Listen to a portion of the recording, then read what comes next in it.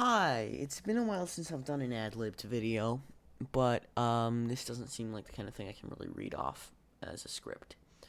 Uh, so let's just get straight to the point.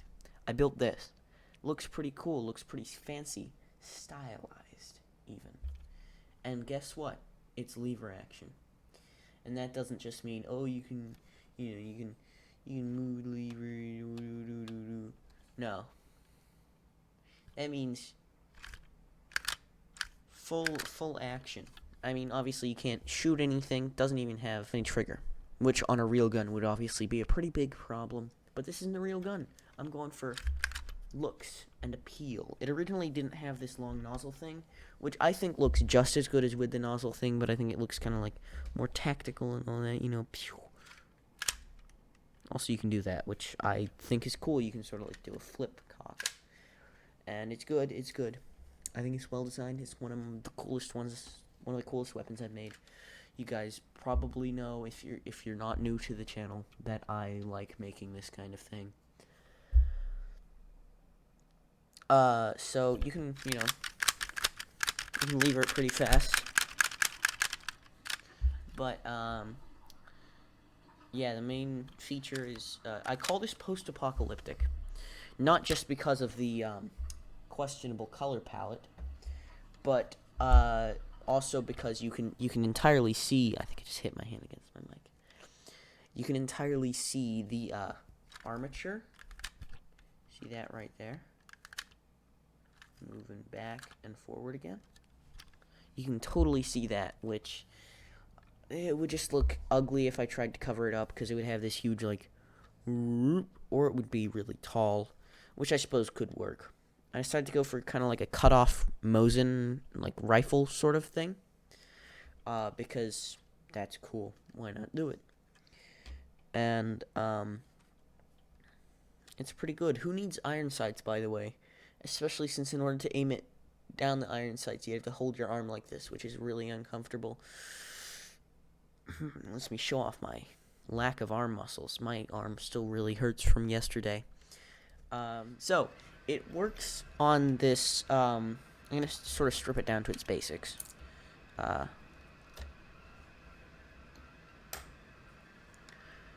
So yeah, as you can see, it's got a large opening, and initially this hole was uneven. As you can see, the different colored, that light brown piece wasn't there originally, and it looked really uneven, but I think that kind of fit.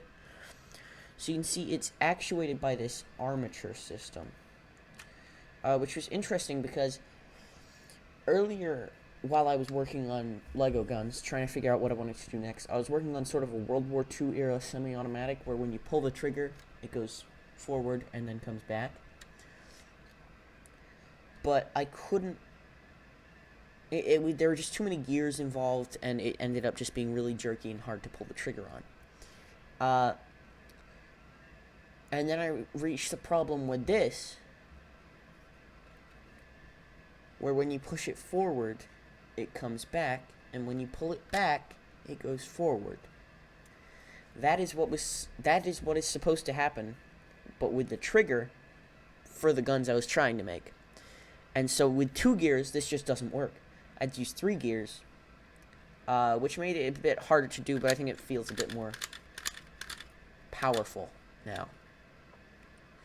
There's this annoying little thing that I've noticed recently, where if you watch the bolt, which is on the, it's on one of the sides, honestly. I don't know. If you watch the bolt, as it comes back, and this is only when it's going back, not when it's going forward, it pulls out to the side.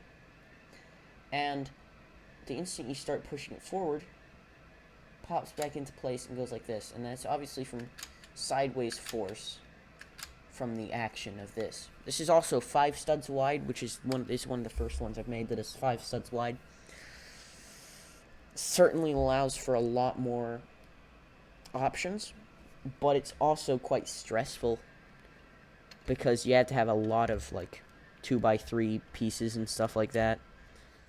So it's got this sort of primitive lever block thing to stop the lever from going too far, which is just a piece which, if you lever it too fast, too many times, gets very loose, and so you have to push that back on.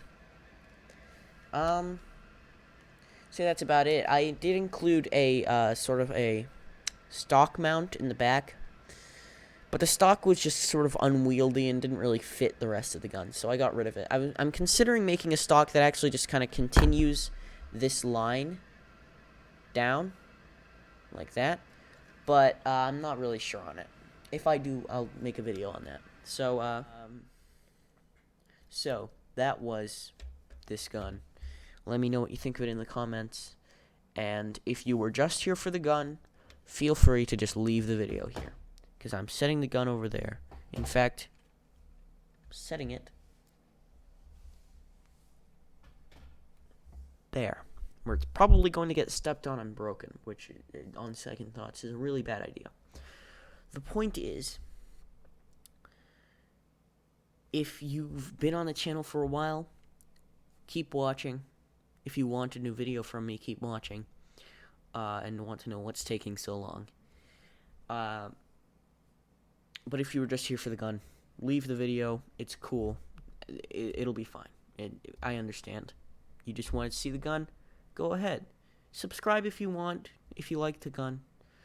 I'm sure there will be more videos on guns. I've made a lot of guns that I haven't made videos on, which I probably should have made videos on before I dismantled them and used the parts in them to make this. I had some pretty cool ones, like ones where you pull the trigger and the thing goes back, which I totally didn't copy the mechanism for.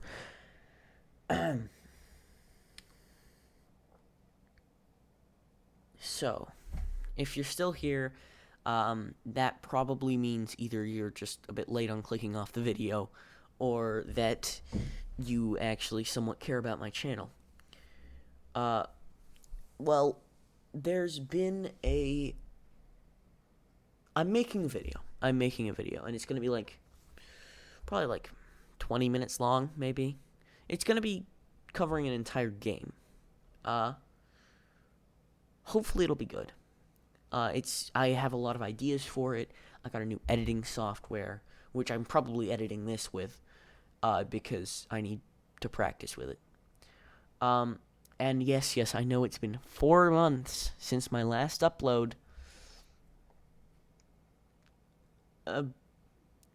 But I'm a procrastinating loser who's trying to juggle between game development and video creation at the same time, and game development is really winning out. I'm probably going to do some streams on my Twitch channel of me developing a VR game that I'm making. But that'll take some setting up, because I have to be able to switch between different things. Anyway. So, effectively, I'm going to divert more attention to the video that's coming out soon. But it probably won't be out for a while, because it's going to take a while to edit, since I especially have to learn how to use a new editing program. And I haven't even finished the script. I've barely gotten a single paragraph of the script. It's a long paragraph, but I don't even know if I'm going to use that paragraph. So, sorry, but you're going to have to wait. I have committed the cardinal sin of jumping from project to project, and I'm going to fix it. Goodbye.